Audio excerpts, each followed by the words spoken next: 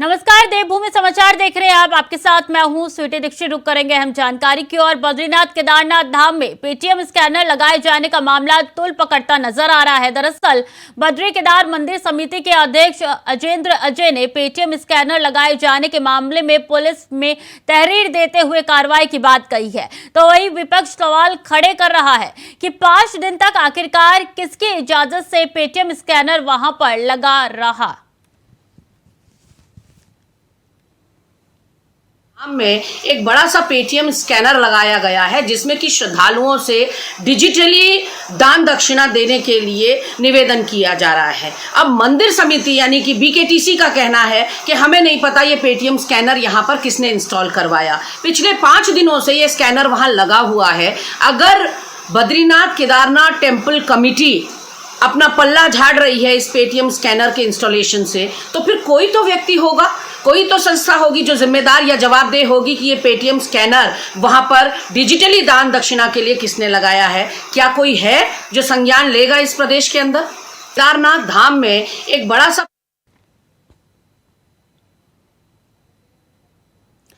तो बीकेटीसी अध्यक्ष ने ये जवाब दिया है कि ये क्यूआर कोड उनकी तरफ से नहीं लगाया गया था। बड़ा सवाल तो यही खड़ा हो रहा है कि जब बीकेटीसी के तरफ से, समिति की तरफ से ये क्यूआर कोड नहीं लगाया गया था, तो ये क्यूआर कोड किसने लगाया है? धर्म के नाम पर कौन इस तरीके की वारदात को अंजाम दे रहा है? किसकी तरफ से ये क्यूआर कोड लगाया गया था? केदारनाथ और बद्रीनाथ मंदिर में कई स्थानों पे ये दान के लिए क्यूआर कोड लगाए गए हैं, लेकिन समिति की तरफ से साफ तौर पे कहना है कि ये क्यूआर कोड उनकी तरफ से नहीं लगाया गया है। 5 दिन हो चुके हैं, जगह जगह पे ये क्यूआर कोड लगे हैं दान के नाम पे, और इसी के साथ विपक्ष पे लगातार हमला हुआ है कि इसका जवाबदेही किसकी बनती है जब सरकार ने इससे पल्ला झाड़ लिया है। बीकेटीसी ने जब इससे पल्ला झाड़ लिया, हालांकि तहरीर दे दी गई है, लेकिन अभी भी सवाल तो यही है कि ये क्यूआर कोड किसकी तरफ से लगाया गया है। तो स्कैनर का मामला अब तूल पकड़ता हुआ नजर आ रहा है। मंदिर से शुरू हुआ ये मामला अब राजनीति पे जा रहा है। और केदारनाथ और बद्रीनाथ मंदिर में कई स्थानों पर दान के लिए क्यूआर कोड के बोर्ड लगाने के मामले में बीकेटीसी ने पुलिस को तहरीर दी है। समिति का कहना है कि मंदिरों में दान के लिए क्यूआर कोड के बोर्ड बीकेटीसी की तरफ से नहीं लगाए गए थे। मामला बीकेटीसी के अधिकारियों के संज्ञान में आने पर उसी दिन बोर्ड उतार दिए गए थे। बीकेटीसी अधिकारियों ने पहले अपने स्तर से इस मामले की छानबीन की। इसके बाद केदारनाथ मंदिर अधिकारियों ने केदारनाथ पुलिस चौकी और बद्रीनाथ में प्रभारी अधिकारी की तरफ से कोतवाली में तहरीर दी गई है उनकी तरफ से।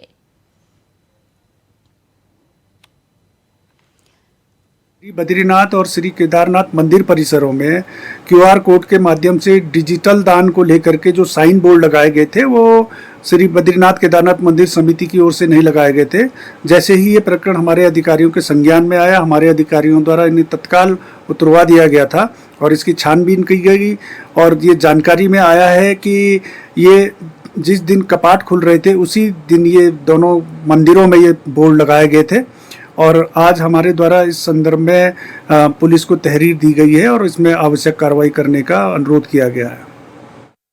तो हमारे साथ मथुरा दत्त जोशी जुड़ चुके हैं, कांग्रेस के नेता है। बहुत स्वागत है आपका इंडिया वॉइस पे सर। नमस्कार, धन्यवाद। आपकी तरफ से लगातार ये सवाल खड़े किए जा रहे हैं कि इतनी बड़ी लापरवाही सरकार के रहते हुए हो चुकी है। निश्चित रूप से ये बड़ा सवाल है, कोई छोटा सवाल नहीं है।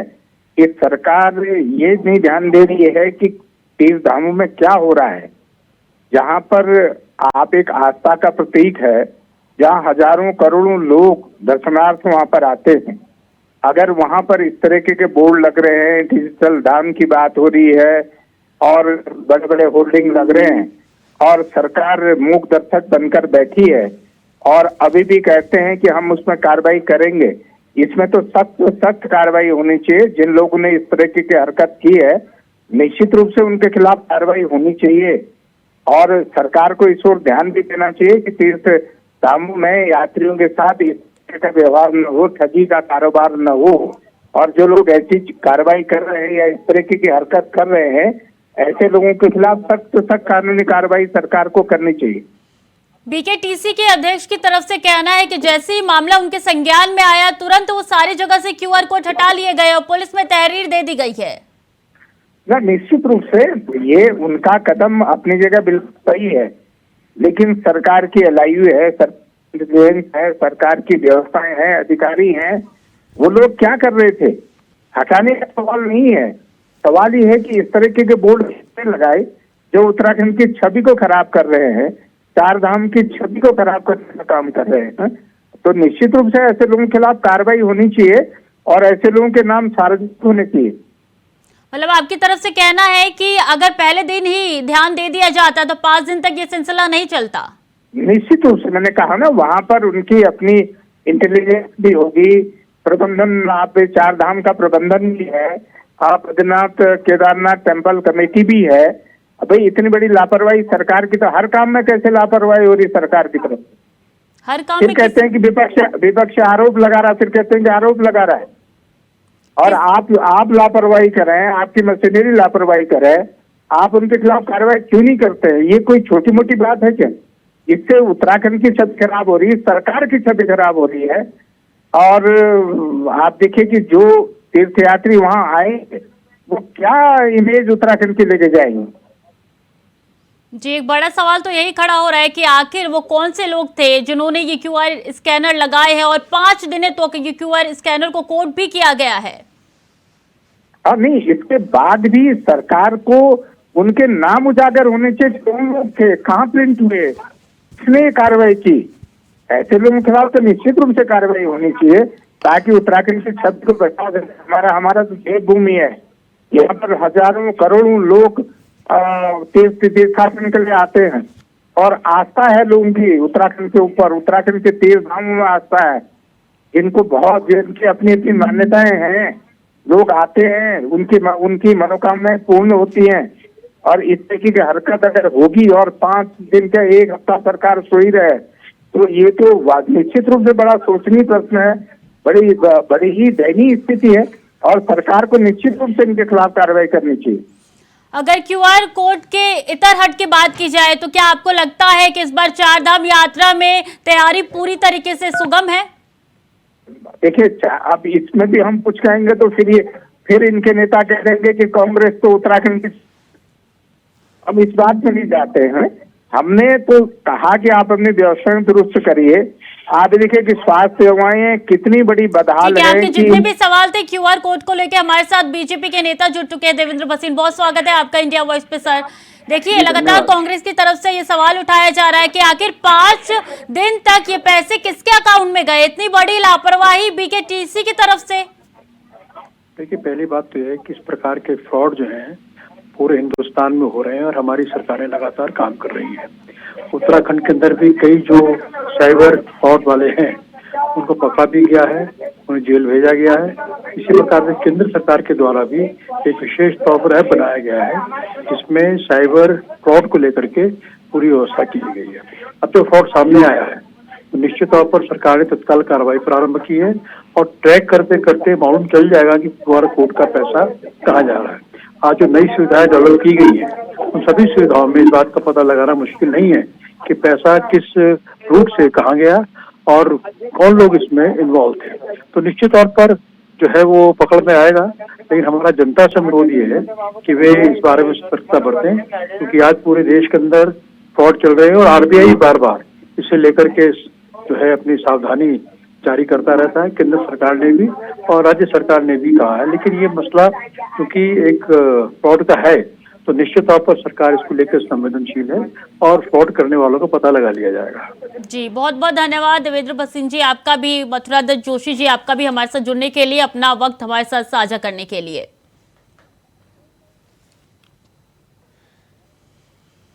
खबरों में आगे बढ़ेंगे। बद्री केदार मंदिर समिति के अध्यक्ष अजेंद्र अजय ने उत्तराखंड में मौसम के बदलाव को लेकर यात्रियों को अलर्ट रहने की सलाह दी है। अजेंद्र अजय ने कहा है कि केदारनाथ धाम आने वाले यात्रियों को खासतौर पर मौसम विभाग की दी गई जानकारी और जिला प्रशासन के दिए गए निर्देशों का पालन करना चाहिए ताकि उन्हें अपनी यात्रा के दौरान किसी भी प्रकार से परेशानी न हो। केदारनाथ धाम में काफ़ी दिनों से मौसम प्रतिकूल बना हुआ है लगातार वर्षा और बर्फबारी हो रही है, लेकिन इसके बावजूद श्रद्धालुओं तीर्थयात्रियों की श्रद्धा और आस्था में किसी प्रकार की कोई कमी नहीं दिखाई दे रही है। लेकिन इसके बावजूद हमारा विनम्र अनुरोध है, खास करके केदारनाथ धाम की यात्रा पर आने वाले श्रद्धालुओं तीर्थयात्रियों से, कि वो अपनी यात्रा का कार्यक्रम प्रारंभ करने से पहले मौसम का अपडेट लें और केदारनाथ धाम में आवास इत्यादि की व्यवस्था सुनिश्चित करके ही वो केदारनाथ धाम की यात्रा करें। खास करके बच्चों और बुजुर्गों के साथ में यात्रा करने वाले श्रद्धालु इस को विशेष एहतियात बरतने की आवश्यकता है। हेल्थ एडवाइजरी जारी की गई है, उसका अनुपालन सुनिश्चित करके ही वो यात्रा का कार्यक्रम बनाएं, तो उन्हें किसी प्रकार की कोई कठिनाई नहीं होगी। बद्रीनाथ और प्रदेश में चारधाम यात्रा शुरू हो चुकी है, लेकिन चारधाम यात्रा की व्यवस्थाओं को लेकर विपक्ष ने सरकार को आड़े हाथ लिया है। कांग्रेस प्रदेश अध्यक्ष करण मारा ने यात्रा व्यवस्थाओं को लेकर गंभीर सवाल उठाए हैं। कांग्रेस प्रदेश अध्यक्ष करण मारा का कहना है कि चारधाम यात्रा मार्गों पर अव्यवस्थाएं है, बदहाली है, बद इंतजामी है, ऊपर से जोशीमठ के हालात भी ठीक नहीं है। हालांकि बीजेपी ने बचाव करते हुए कहा है कि यात्रा व्यवस्था चाक चौबंद है। खुद मुख्यमंत्री पुष्कर सिंह धामी इसकी मॉनिटरिंग कर रहे हैं। बदहाली है, बद इंतजामी है, पड़ावों पर पानी की कमी है, रैन बसेरों की कमी है, रहने वाले होटल्स की कमी है। और जोशीमठ जो बद्रीनाथ का पहला पड़ाव है और बहुत ही महत्वपूर्ण है, 80 करोड़ से ज्यादा हिंदुओं की आस्था का केंद्र है, उसकी जो बदहाली है, 1-1.5 साल से वहां लोग आंदोलन कर रहे हैं, अभी तक सड़कों में बैठे हैं, कोई सरकार कुछ ध्यान नहीं दे रही है। तो सरकार की तरफ से पूरी उदासीनता है। यहाँ का पर्यटन मंत्री भी गायब है, जो पिछले वर्ष भी गायब थे, जिनको यहाँ होना चाहिए था, यात्रियों की सुविधा देखनी चाहिए थे। यात्री परेशान है और कई यात्री बिना दर्शनों के वापस लौट रहे हैं। यात्रा सुगम और सुरक्षित हो, इसके लिए सरकार ने जो व्यवस्थाएं की हैं वो चाक चौबंद है। लगातार अधिकारी, कर्मचारी, प्रदेश शासन के बड़े अधिकारी इसकी मॉनिटरिंग कर रहे हैं। सरकार ने चारधाम यात्रा के लिए 3 वरिष्ठ अधिकारियों को नोडल अधिकारी भी बना दिया है। मुख्यमंत्री पुष्कर सिंह धामी जी लगातार इसकी समीक्षा कर रहे हैं, कहीं कोई दिक्कत और परेशानी नहीं है।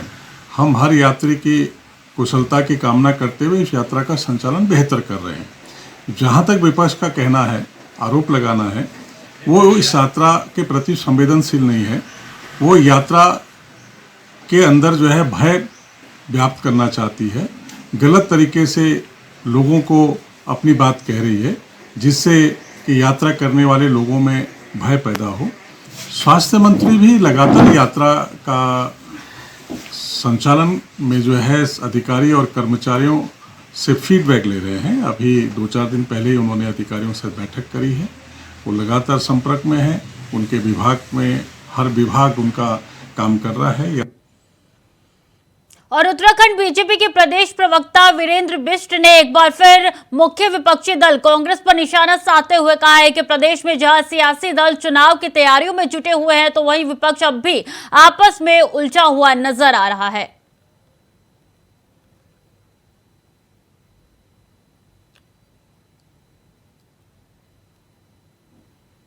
विपक्ष मजबूत होना चाहिए, लेकिन विपक्ष के आपस में जो लड़ाइयाँ हैं, जो उनके यहाँ गुटबाजी है, उससे वो रचनात्मक विपक्ष और सकारात्मक भूमिका में नहीं है। वो सिर्फ अपनी प्रतिस्पर्धा के लिए, अपनी महत्वाकांक्षाओं के लिए अपनी पार्टी के भीतर संघर्ष कर रहे हैं, जबकि उनको जनता के बीच में बने रहना चाहिए। जनता के बीच की समस्याओं का समाधान के लिए मुख्यमंत्री जी से सरकार। उत्तराखंड के राज्यपाल retired lieutenant general Gurmeet Singh ने अनुमान जताया है कि इस साल हो रही चारधाम यात्रा में सभी रिकॉर्ड ध्वस्त होंगे और 60 से 70 लाख श्रद्धालु चारधाम की यात्रा करेंगे। राज्यपाल ने कहा है कि राज्य के लिए चारधाम यात्रा, कांवड़ यात्रा राज्य के लिए बहुत बड़ा अवसर है, इसलिए सभी की कोशिश होनी चाहिए कि यहां आने वाले श्रद्धालुओं का अनुभव सकारात्मक हो। तो वहीं उन्होंने राज्य में आने वाले सभी श्रद्धालुओं से अपील की है कि अधिक से अधिक उत्तराखंड के लोकल उत्पादों की खरीदारी करें, जिससे राज्य समृद्ध हो सके और यहां के लोगों की आय बढ़ सके।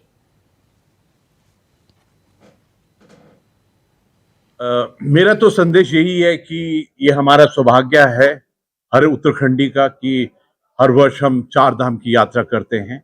पिछले साल 46 लाख आए थे, कांवड़ यात्रा में 3 करोड़ 88 लाख आए थे। ये सौभाग्य है हर एक उत्तराखंडी का। ये एक ऐसा अवसर है कि जितने भी तीर्थ के लिए आते हैं, श्रद्धालु आते हैं, अपनी आस्था के लिए आते हैं, हम उनका पूर्ण रूप से, दिल से, आत्मा से स्वागत करें। ये जो अपॉर्चुनिटी है, ये हम सब के लिए एक बहुत स्पेशल अपॉर्चुनिटी है। We should go out of the way and look after them. मैं कहूंगा कि जितनी भी तैयारियां की हैं इससे पहले, हमें जहाँ पिछले साल जो सबक सीखे थे, अभी समय आ गया है कि हर एक को इम्प्लीमेंट किया जाए और एक बड़े ही अच्छे ऑर्गेनाइज तरीके से इसको ऑर्गेनाइज करें।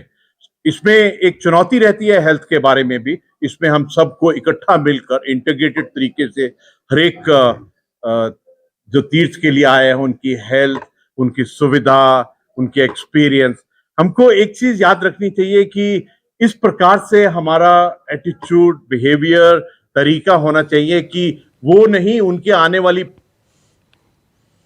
तो वहीं उत्तराखंड में 6000 से ज्यादा प्राइवेट और बाकी स्कूलों की मनमानी करना अब आसान नहीं होगा। प्राइवेट स्कूलों पर लगाम लगाने के लिए उत्तराखंड सरकार ठोस कदम उठाने जा रही है, जिसके अंतर्गत अब प्राइवेट और बाकी स्कूलों ने धामी सरकार का सीधा दखल रहेगा। साथ ही ICSI, CBSE और भारत शिक्षा बोर्ड से मान्यता प्राप्त सभी स्कूलों की प्रबंध समिति में शिक्षा निदेशक के प्रतिनिधि के रूप में एक सरकारी सदस्य की नियुक्ति की जाएगी।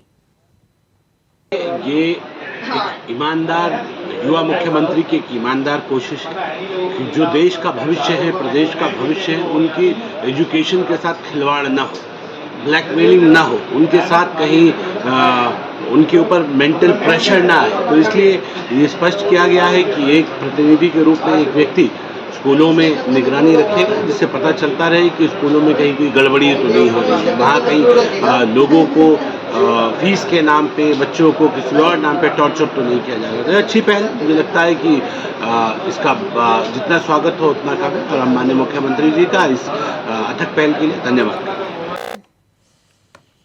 खबरों में आगे बढ़ेंगे। जनपद उत्तरकाशी के विकासखंड मोरी के आराकोट बंगान क्षेत्र में हो रही अधिक बारिश और क्षेत्र के ऊपरी इलाकों में ओलावृष्टि और बर्फबारी की वजह से सेब की फसल पूरी तरीके से बर्बाद होने पर सामाजिक कार्यकर्ता मनमोहन सिंह चौहान ने SDM पुरोला के जरिए उत्तराखंड सरकार को पत्र लिखकर सेब बागवानों की हर संभव मदद करने के लिए आग्रह किया है।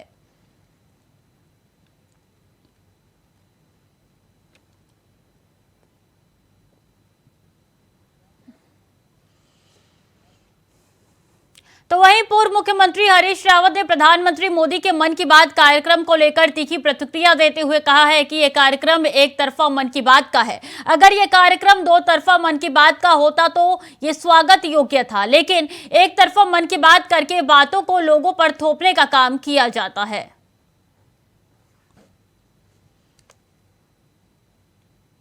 देखिए, अच्छा है, प्रधानमंत्री कुछ कहते हैं, वो अपने आप ही में एक इवेंट होती है और भाजपा तो वैसे भी जो है इवेंट मैनेजर्स की ही पार्टी है।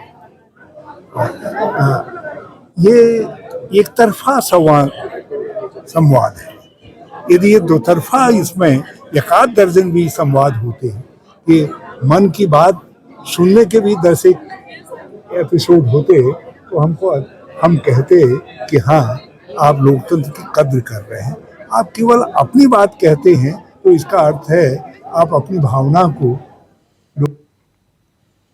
आम आदमी पार्टी के वरिष्ठ नेताओं ने उत्तराखंड के नवनियुक्त प्रभारी बरिंदर कुमार गोयल से उनके आवास पर भेंट की। इस दौरान उन्हें पवित्र गंगा जल भेंट किया गया और शॉल उठाकर प्रभारी का स्वागत किया। बता दें कि बरिंदर गोयल पंजाब में पार्टी के विधायक है। आप नेताओं ने राज्य में पार्टी की संगठनात्मक गतिविधियों की विस्तृत जानकारी से प्रभारी को अवगत कराया।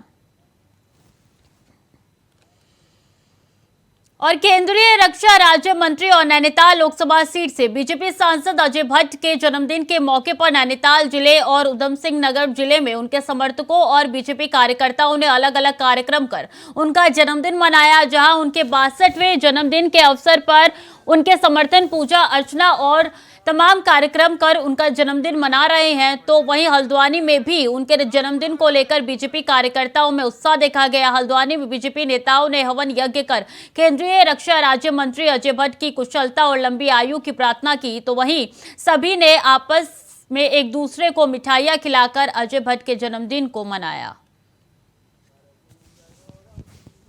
माननीय अजय भट्ट जी हमारे शान उत्तराखंड हैं और आपको जान के हर्ष होगा कि आज पूरे उत्तराखंड में जगह जगह जिससे जो बन पड़ रहा है वो उस हिसाब से उनके जन्मदिन को पूरे खुशी से मना रहा है, क्योंकि उत्तराखंड का व्यक्ति जानता है कि अजय भट्ट जी हमारे लिए, उत्तराखंड के लिए, हमारे देश के लिए ज़रूरी है। और यहाँ पर भी हम लोगों ने ये हवन का एक कार्यक्रम किया था। बस ईश्वर से एक ही कामना है कि प्रभु उन्हें स्वस्थ और दीर्घायु रखे, ताकि वो नित्य निरंतर इस उत्तराखंड प्रदेश को ऊंचाइयों पर ले जाते रहे। माननीय अजय भट्ट राज्य रक्षा मंत्री हैं, उनका हर वर्ष यहाँ जन्मदिन मनाया जाता है। कभी किसी प्रकार से, कभी किसी प्रकार से, कभी कहीं मिठाई वितरण की जाती है, कभी हवन पूजन किया जाता है। हर प्रकार से यहाँ उनका हर वर्ष यहाँ जन्मदिन मनाया जाता है जी। और आज माननीय अजय भट्ट जी 62 वर्ष के पूरे हो चुके हैं, 63वें वर्ष में अब लगे हैं। हम सभी लोग मिलकर उनके दीर्घ आयु की कामना करते हैं और निरंतर अजय भट्ट जी जिस प्रकार से देश और प्रदेश में अपना विकास कार्य कर रहे हैं, इसी प्रकार उनका प्रगति के मार्ग पर चलते रहें, यह ईश्वर से कामना करते हैं। पर्यटन नगरी रानीखेत के एसडीएम और तहसील कार्यालय के कुमाऊं कमिश्नर दीपक रावत पिलखोली ग्रामीण क्षेत्र के नक्शों का गहन निरीक्षण किया। एडवोकेट बार अध्यक्ष ने पहले की तरह कमिश्नर कोर्ट लगाए जाने के लिए ज्ञापन दिया। साथ ही उन्होंने कहा है कि इस पर विचार पर कोर्ट लगाए जाने की डेट दी जाएगी। वहीं ब्लॉक प्रमुख ताड़ी खेत ने भी अपने साथियों सहित हरडा गांव की पानी की समस्या को लेकर ज्ञापन सौंपा। श्री रावत ने निरीक्षण में सब ठीक पाया जाना बताया और कुछ कार्यों के लिए निर्देश भी दिए। आज मैंने इंस्पेक्शन किया और मैंने 2-3 चीज़ें देखी। एक तो मैंने ये देखा कि जब सेल डीड होती है, बैनामा होता है, तो बैनामे के 35 दिन के अंदर दाखा भी हो जाना चाहिए, तभी हमारे रिकॉर्ड ठीक माने जाएंगे। तो ये यहाँ पे व्यवस्था अच्छी है और बहुत अच्छा रिकॉर्ड मेंटेन किया जा रहा है। जैसे ही रजिस्ट्री यहाँ पे प्राप्त होती है तो हमारा जो रजिस्टर उसमें दर्ज हो जाता है, उसके बाद R5 में दर्ज होता है। समय के अनुसार निस्तारण भी है। कुछ मामले ऐसे हैं जो कि विवादित हैं तो उनमें समय लगता है। 3 मामले जो बहुत पुराने हैं 2020 से चल रहे हैं, तो इसमें मैंने जहाँ पे तहसीलदार जो इनसे कहा है, इनको निर्देश दिए हैं कि जल्दी इनको डिसाइड करें और ऐसे मामलों में कोई भी अनावश्यक विलंब करता है तो छोटी डेट्स देते हुए इनको हमें ख़त्म करना चाहिए। हो जाती है, लेकिन फिर जो वादी होते हैं वो खुद ही साक्ष्य कराने नहीं आते, ये वो मान लेते हैं कि अरे बैनामा हो गया तो ख़त्म। उसमें क्या होता है कि तहसील में वो दर्ज नहीं हो पाता खतौनी में और पुराने आदमी के नाम पर चलता रहता है। वसूली की समीक्षा करी तो काफ़ी अच्छी वसूली यहाँ पे है। इनफैक्ट बहुत सी तहसीलों में इतनी अच्छी वसूली नहीं होती है। तो फिलहाल के लिए देवभूमि समाचार में इतना ही। खबरें लगातार जारी है, देखते रहिए इंडिया वॉइस।